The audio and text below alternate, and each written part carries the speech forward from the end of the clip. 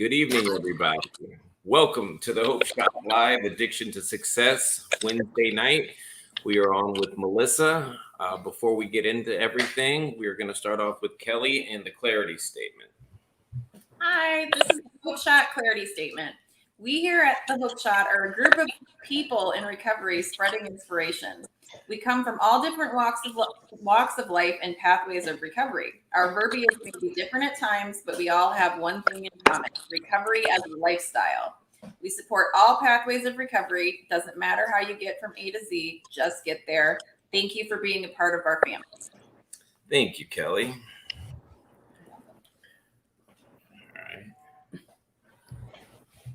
Get that straightened out. See the comments and all that. All right, so tonight we are going to get to hear from Melissa. I won't spoil her story, but I have known her for a little while. I've seen her come in to recover, and I've seen her blossom and turn into this amazing asset to our community. She works tirelessly at service work, and she's just generally an awesome person.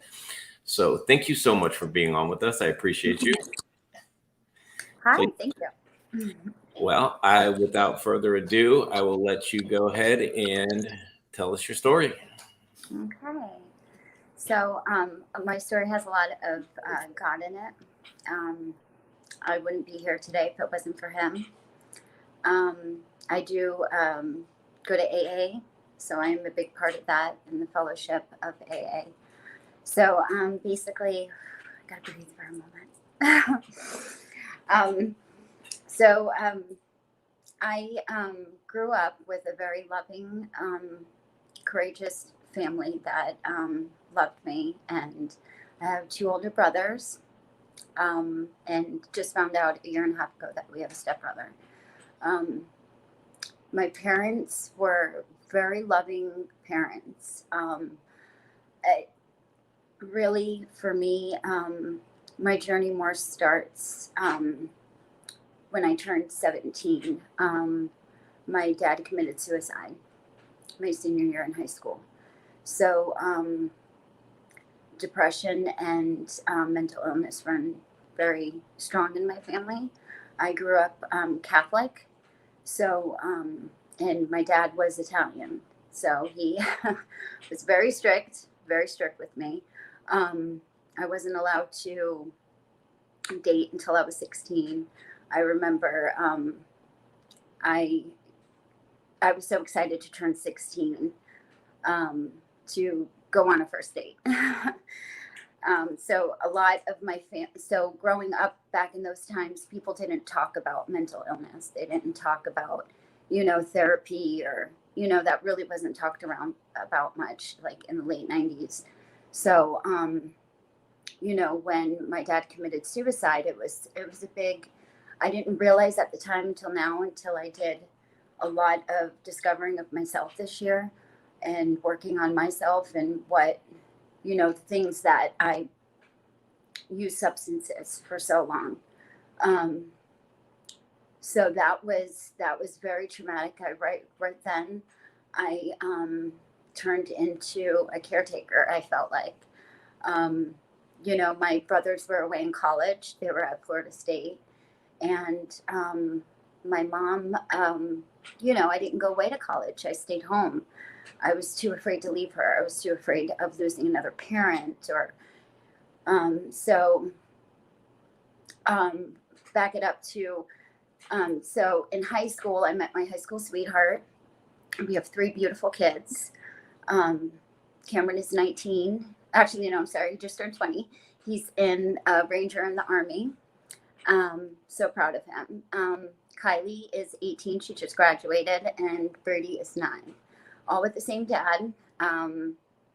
So my first experience with drinking alcohol in high school was with him.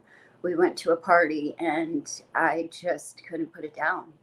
I got so intoxicated that night. My dad even the next morning had him come over, and he's like, I want to have a talk with that boy, because he was so strict. And he told him, don't ever bring my daughter home like that again. And I spent the whole night throwing up and just looking at my parents standing over my bed. And so that was my first experience with alcohol. Like, I didn't want to stop. I loved what it did. I loved the feeling of what it did to me. So fast forward to, we were married and together for 22 years. We separated when Brady was 9 months old. That was a very big traumatic thing for me. He left me and the kids for, to be with another woman. And so that was really hard. So I turned then to dry goods, people say, but I turned to pills. And I remember he was wanting to come back, and I was like, let's just join him, and, so that was just a really hard time in my life. And I turned also to a really bad relationship that at the time I thought it was, beautiful. And we moved in together. He has 3 kids that are the same age as mine. Slowly, the love we had for each other was just kind of an unhealthy kind of love. So when I was in 2016, I sold prescription pills to another guy, and he took advantage of me.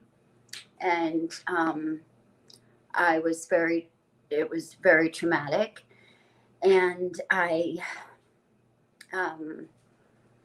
turned to so many substances in the world that I was just basically I couldn't believe that, and then I got pregnant.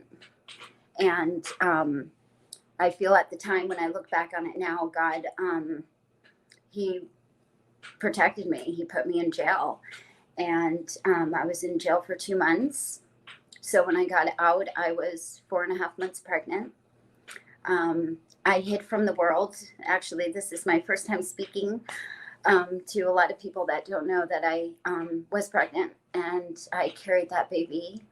I hid in my mom's home because I didn't want no one to see me. The only people that knew about that was my close family. And I gave that baby up for an adoption in 2017. And again, the boyfriend was still in the picture, and it was unhealthy. And so I wanted him to know that I was worthy and that I can be loved. And so I basically unhealthily, I worshiped that person like a god, to where over time he gained more control of the relationship, and it just got really unhealthy. So I started drinking very heavily. I did get sober from the pills, though. I got sober from the pills in 2017. My sponsor at the time, I was going to my 20-year high school reunion, and my sponsor at the time was like, "Are you okay? Do you want me to go with you?" And I'm like, I'm fine.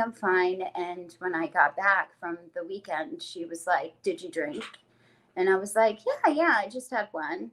I had a few. And she's like, "You got to pick up a white chip." And I'm like, no, I don't have a problem with alcohol. I just have a problem with drugs. And she was like, so I did some more searching. I was in the rooms, but I didn't stay actively in the rooms. I basically went out and did more searching in the world and not really realizing that I was an alcoholic and I did have a disease. I really only got basically a touch of recovery and a touch of what the disease is. So then I forgot where I was at. Sorry. So I only got a touch of the disease, and then I got the job. I had a full-time job. I was, mom again, and still with no solution to my problem and my disease. I thought I was okay because I had the full-time job and I had the kids, and I was doing good. On the weekends, I just drank here and there. And then slowly I lost that job because of the drinking after a year of just doing it here and there. And so then the boyfriend still, this is the boyfriend, the ex-boyfriend at the time, his dad had Alzheimer's dementia, and I moved in with him and turned into another caretaker where I didn't realize until doing all my self-discovery this past year that I am an extreme codependent. I didn't even know what the definition of the word codependent was. I thought it was something like where, I'm needing help, or when really I'm just, not focusing on myself and trying to save the world.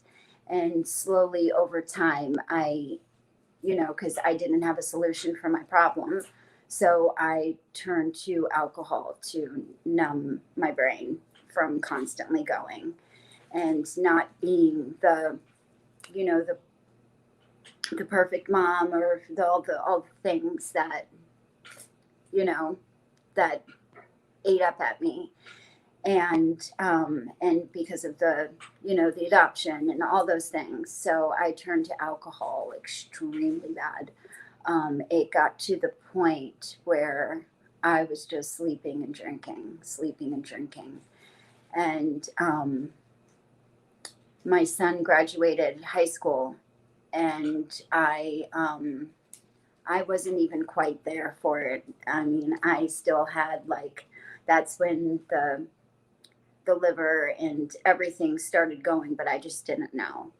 I didn't know, I knew my family was like, you are so bad, you need help. And I just was like, I can do this, I'm a woman, we don't need help, we can do everything. So, it was September 3rd of 2019. It was Labor Day weekend. We were at the pool, drinking, of course. Everything revolved around drinking. It got to the point where I didn't even really leave the house because I needed the bottle so much. I didn't even feel comfortable going into the world. And I took the boyfriend's car and went to the vape shop. And on the way home, I hit a house going around a turn. And thank God, by the grace of God, I didn't hurt anybody. I crashed into the house. They did my breathalyzer that I took was way above the legal limit, way above. So when they arrested me, they put me on the stretcher and they had to take me to the hospital to do a check scan before taking me to jail. And they found a dry spot of blood on my head, on my brain, because I hit my head a month prior and I had this huge knot on my head. And so that saved me because I was in Tampa General Hospital for 2 weeks because my liver was basically shutting down. I had to use a walker to go to the bathroom for a week. I couldn't even, I had the shakes so bad. It's such a fog to me. I still can't even remember it all. I do remember the doctor telling my mom and me that, if I keep drinking like this, I'm going to die within 30 days. He said he was surprised I was even alive laying there. I had such wet brain and brain fog that I didn't even know what was up or down. I couldn't manage anything at that point. And I completely can't regret hitting that house because I didn't realize actually how bad my alcohol was until I hit that house. So I'm still going to court for that. I have the DUI coming next month, so I pray for that. But so after that, I went into treatment for 30 days, and I basically still didn't get the concept. I was in the rooms, but I only went to meetings in Pinellas County because I was afraid of coming back to meetings here. So I, kind of still hid. I kind of still isolated myself. I didn't quite get recovery. I still was like, why can't I get this? And for some reason, I knew in the back of my brain, I knew the obsession was still there. I knew I was going to drink. I just didn't know when.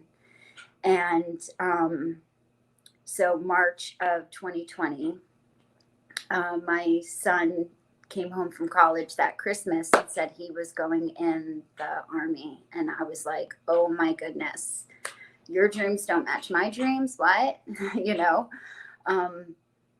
That's when you realize when your kids are 18 and they are grown adults and they can make their own choices. So I picked up and drank again. I drank myself to the hospital again. I was in the hospital for a week, and 2 days after I left the hospital, I picked up and drank again.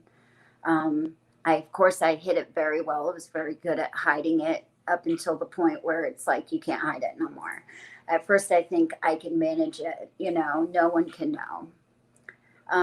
Stuffing bottles under the bed and,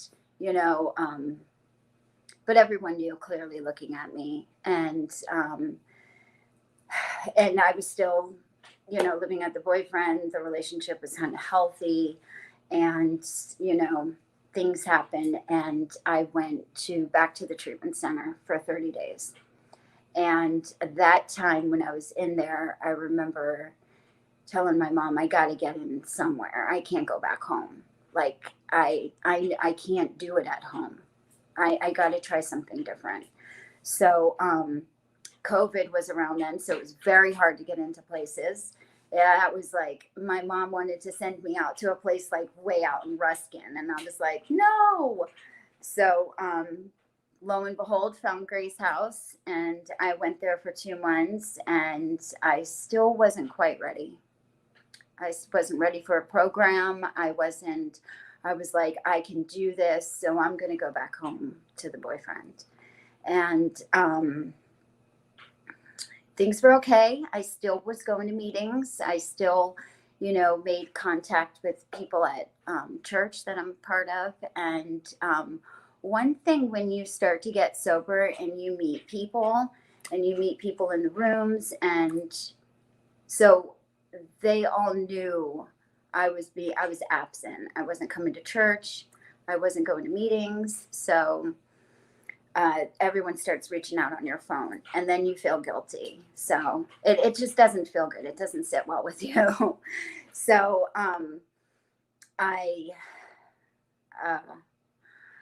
I tried going to detox, and then I went there and spent one night in detox and was like, what am I doing here? When I came to reality, I was like, why am I here? It's COVID. Like, I hear people coughing, and I'm like a big germ phobe. So I was like, so I checked myself out and I left, and family's like, what are you doing? And so then a few days after I left, I got COVID, and I was sheltered and isolated in a room, and I picked up and drank again. And I first thought, oh, I can do this. I can manage this, and my body just was, after a week, my body was just rejecting it. I was profusely throwing up. But I had the shake so bad, and I was so sick that I was like fighting everything I can get down. And because I wanted it down to relieve the anxiety and the tremors and all of that. So I knew I needed help, and I reached out to, I had COVID, so no detoxes or rehabs or anything would take me because I had COVID, and I wanted to go back to Grace. So, I knew I couldn't go to detox because I knew my liver was getting so bad. I get pancreatitis. So I went to the hospital and said, I'm going to kill myself with alcohol. And they looked at me like, what is this girl doing? She has COVID. And so they put me in a room for 2 days. And I have experienced with drugs before. So I was starting to see stuff. Like, I was getting all the things it says in the doctor's opinion in the big book. Like, I was seeing things. I was trying to, the nurses already were mad that I was even there trying to say that I wanted to kill myself with alcohol. So they were not being very nice. And so when they did the blood work and they realized that my liver enzymes were so high, they did admit me. And the pain was so bad. I couldn't bear the pain. It was horrible. I wanted to die. I felt like I was close to death. I don't know what that feels like, but I was very close to it. And that's when I had that little mustard seed of faith in me, and it screamed out for help. I remember the nurse came in and told me they wanted to do a procedure where they would put me in a induced coma to relieve all the buildup that was in my pancreas. And I was such in fear that I was going to not make it out of that. And so I remember this is where I was crying in that hospital bed, and I asked God to help me. And I said, I can't do this no more.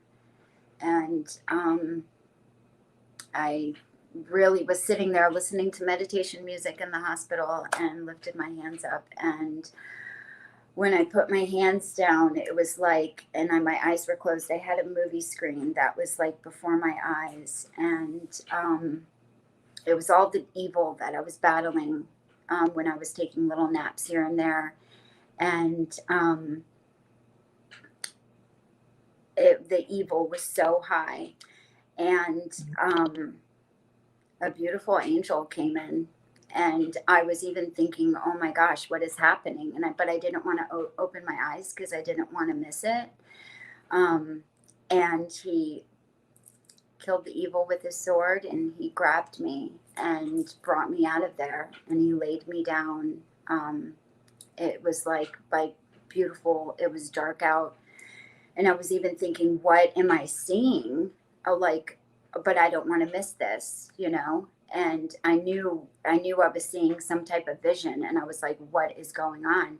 But he laid me down by the water, and I remember just feeling really safe and protected. And I looked up at the sky and saw a bunch of white circles in the sky, and then one white circle, and it faded, and it went blank.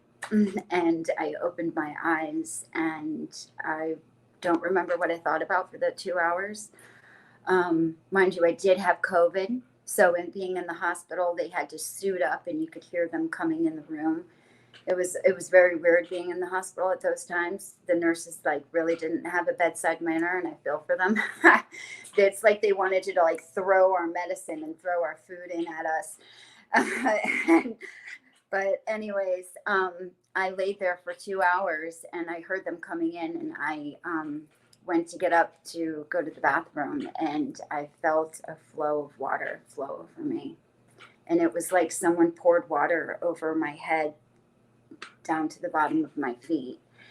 And I just remember, I wanted to scream. there was an old lady next to me, so I couldn't scream.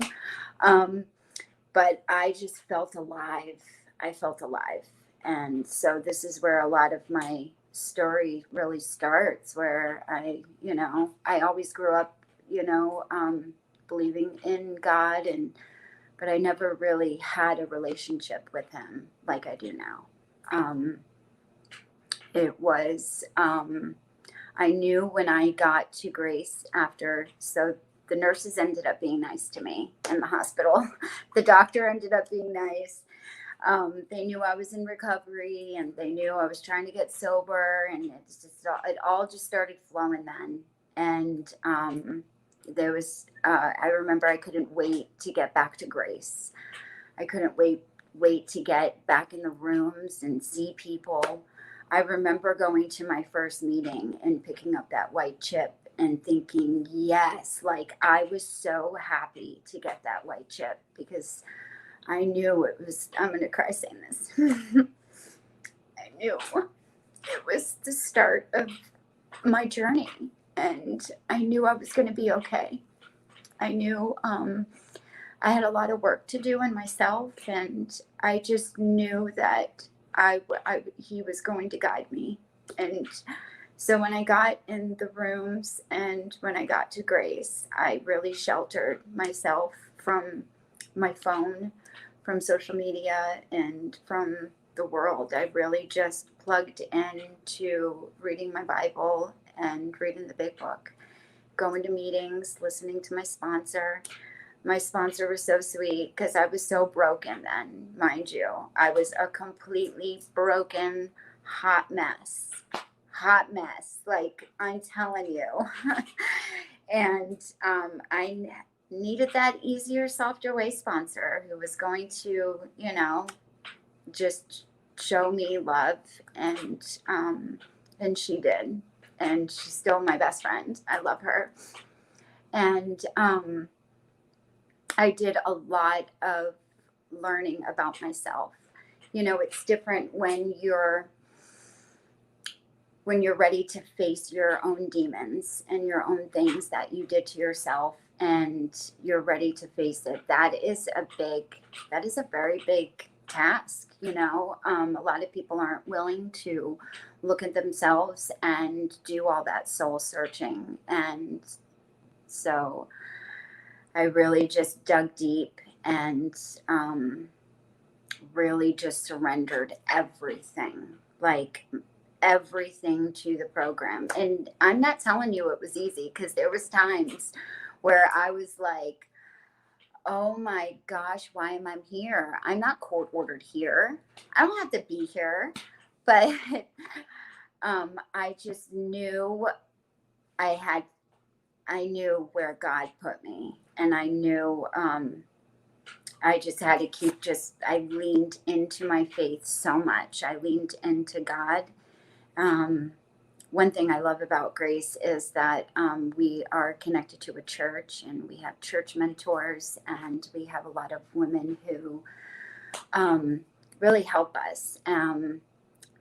I knew I could have did my recovery at any house. I could have, but I really wanted to do a program that was where I could learn more about myself. I just got my roots into the ground, and so I did a lot of soul searching, and that was the best thing for me. And it led me to where I'm at now. Now, I have a solution today. I have sponsees that I sponsor, and I just really stick to my faith a lot. I think it's even surprising to my daughter. We live together now.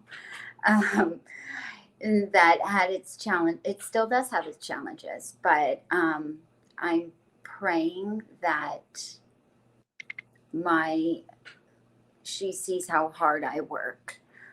She lives with me, and she sees how I go to my meetings, and I go to church. I sponsor women.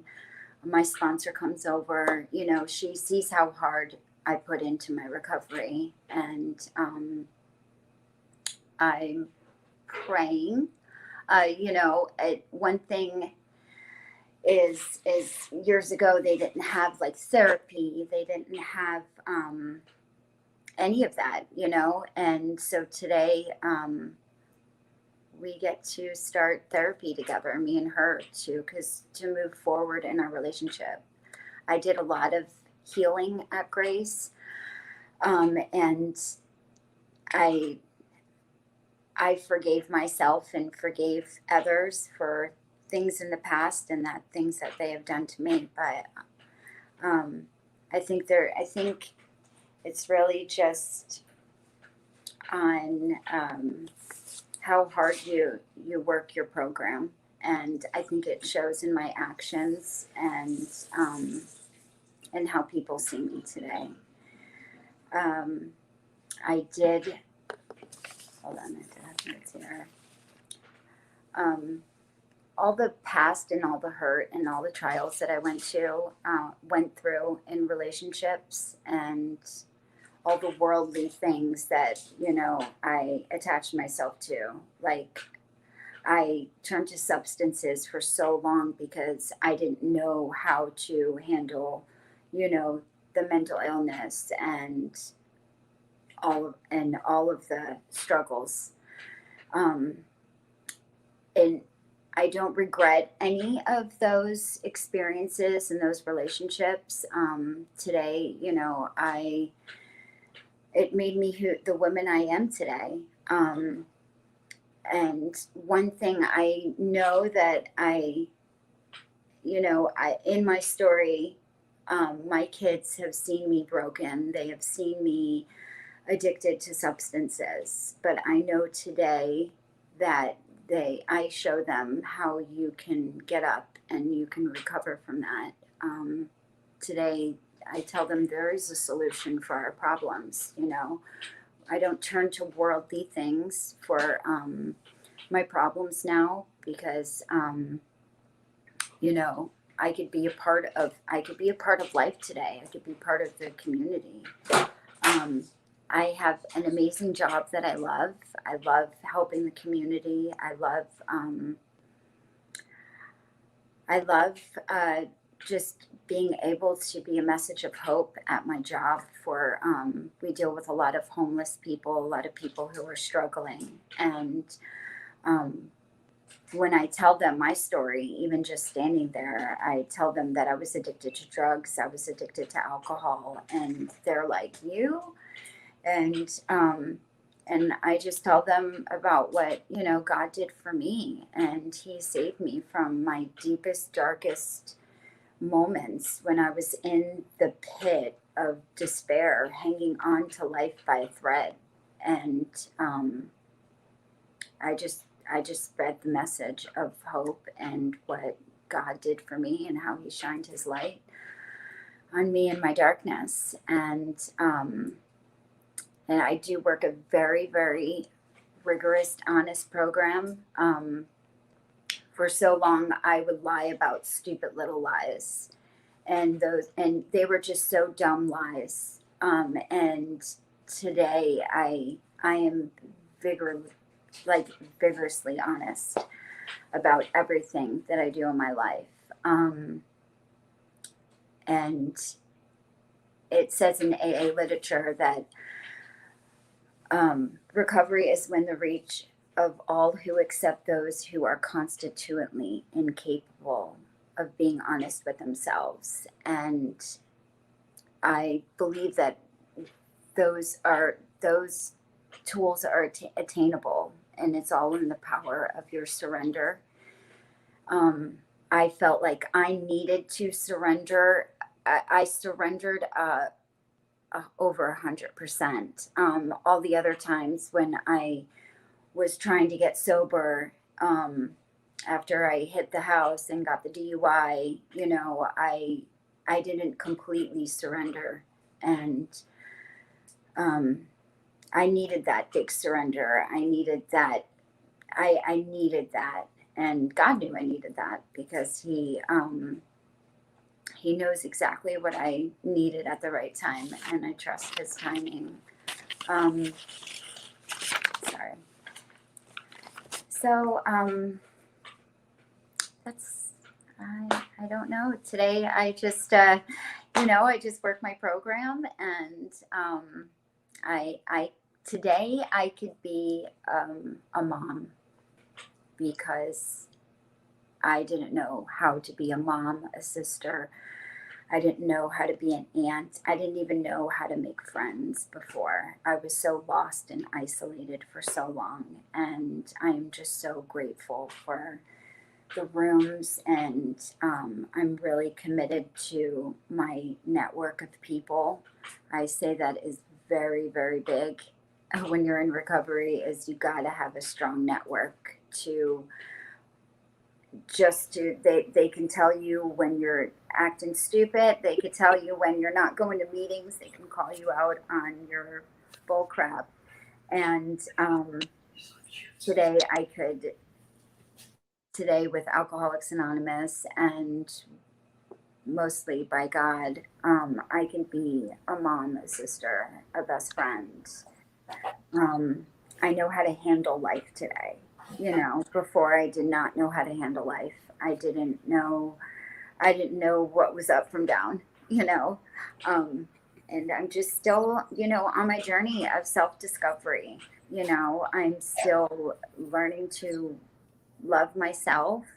For so many years, I gave so much of myself to the man, and, I didn't know how to balance. I didn't know how to keep life balanced. And, today I rely so much on my serenity and my peace and my safe boundaries. And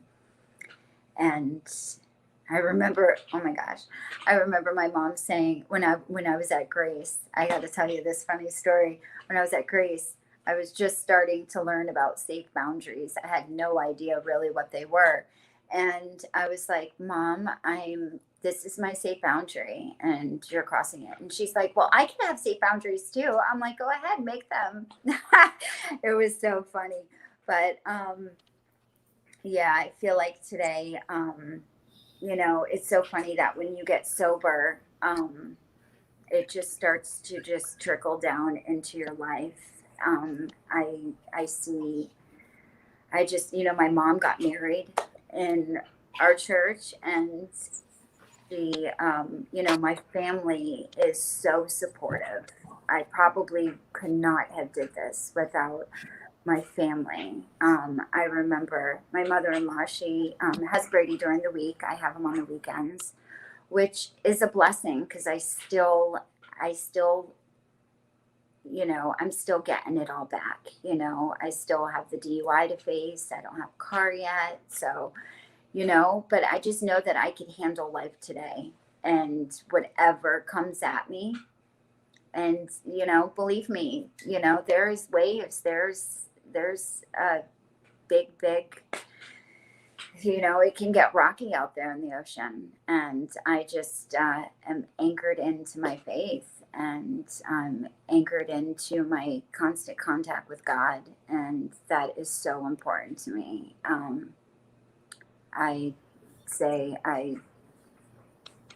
That is more, my relationship with God is more important than I think anything. Sometimes I struggle because I feel like I can get so comfortable into going to church and to just doing Bible study. And sometimes still my addict brain is like, oh, it's okay. I don't have to get so involved in the meetings and in the rooms, or, I could just go to church and I can be normal.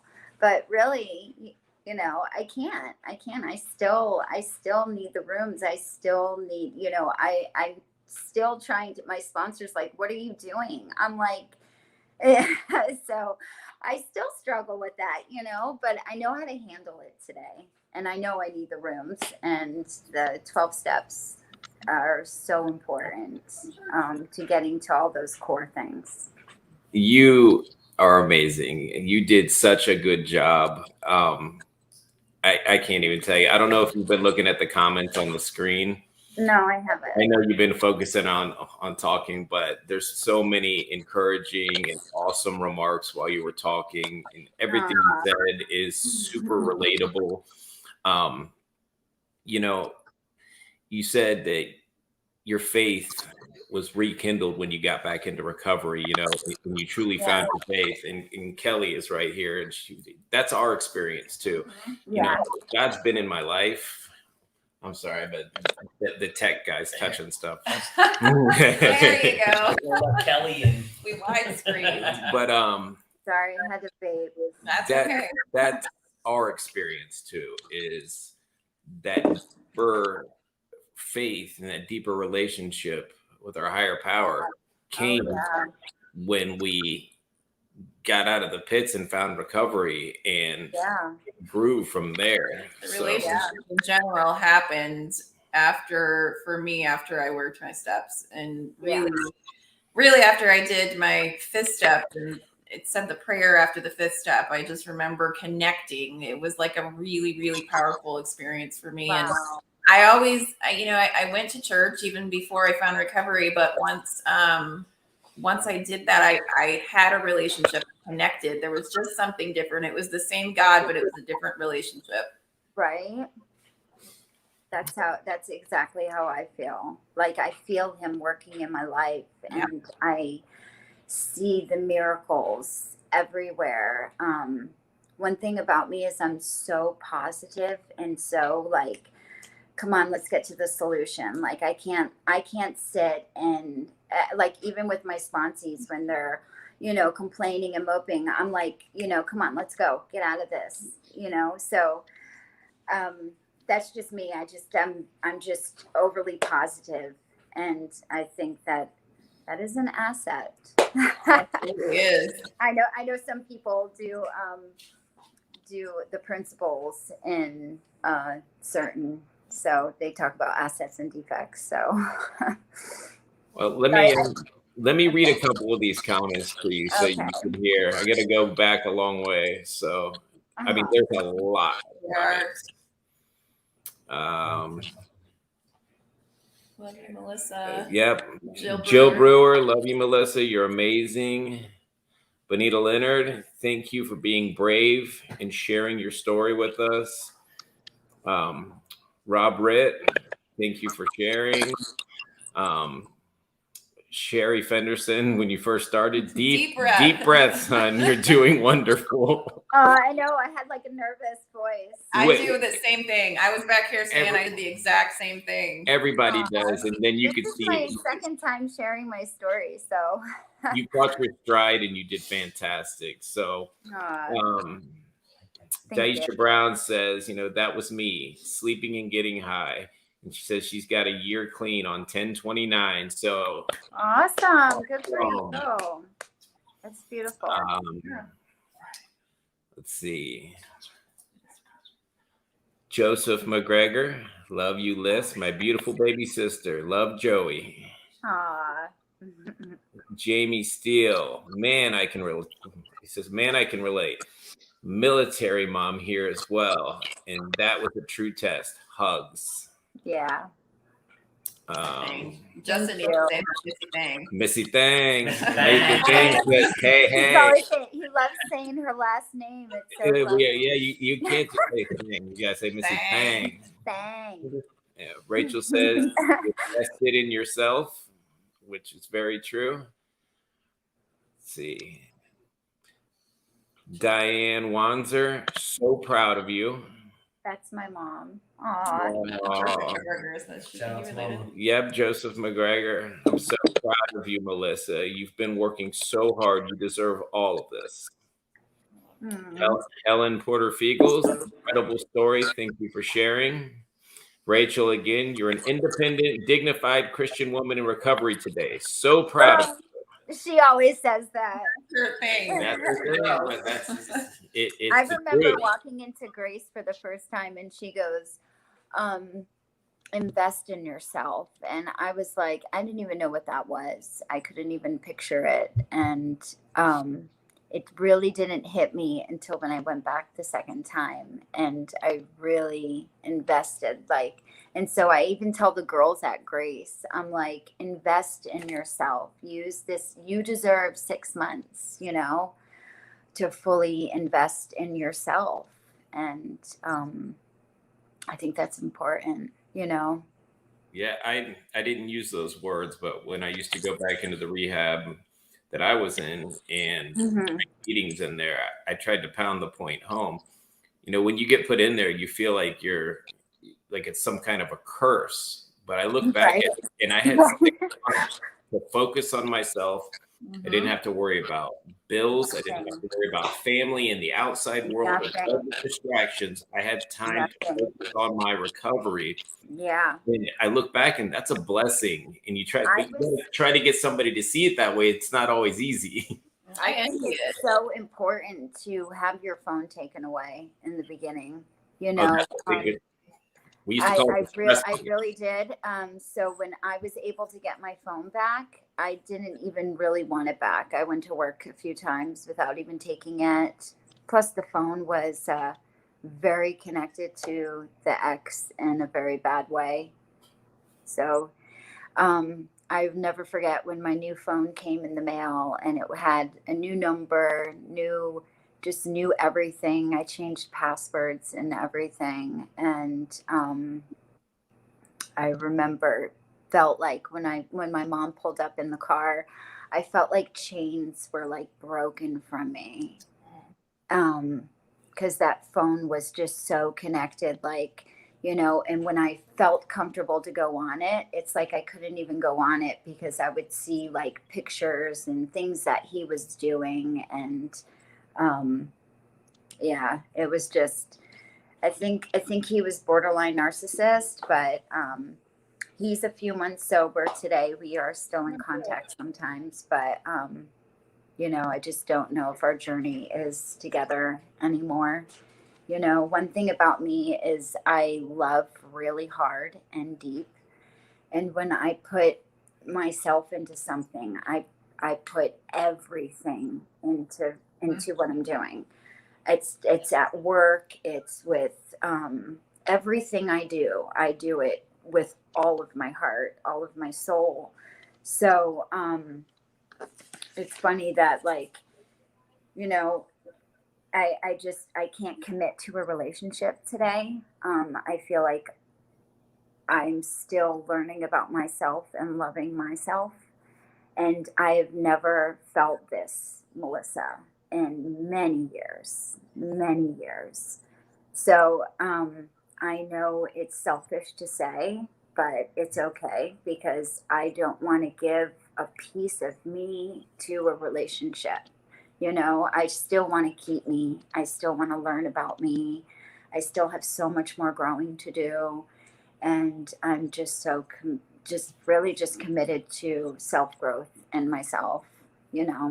Absolutely. I want to read a couple more. Ben Powell from church says, "Thank you so very much for sharing your story. I was very inspired. I love how there's beauty in the ashes. I've always said a testimony is so much more powerful than any sermon. You're going to be a light for many." He's so good with words. He Always. is. He's so good. He can sing and Yeah, he he can sing he too. can Pictures write, on Facebook too are just he takes beautiful unbelievable. I'm pictures. like, be a photographer. Let's see, what else do we got? I don't want to miss anybody. We got most of them. Rachel, again, you are worthy of all the love you have to give. And they're beautiful comments because you did a beautiful job telling your story, and I'm sure that resonates with so many people. I know you're nervous. Everybody's nervous when they come on. I still get nervous. I was supposed to say things at the beginning of this, and I didn't say them because I forgot because I focused on other You stuff. get nervous, Caesar? Really? Yeah, I get nervous too. It's okay. We're all going to be nervous. We know there's Right. lots of people watching, and that's fine. Yeah.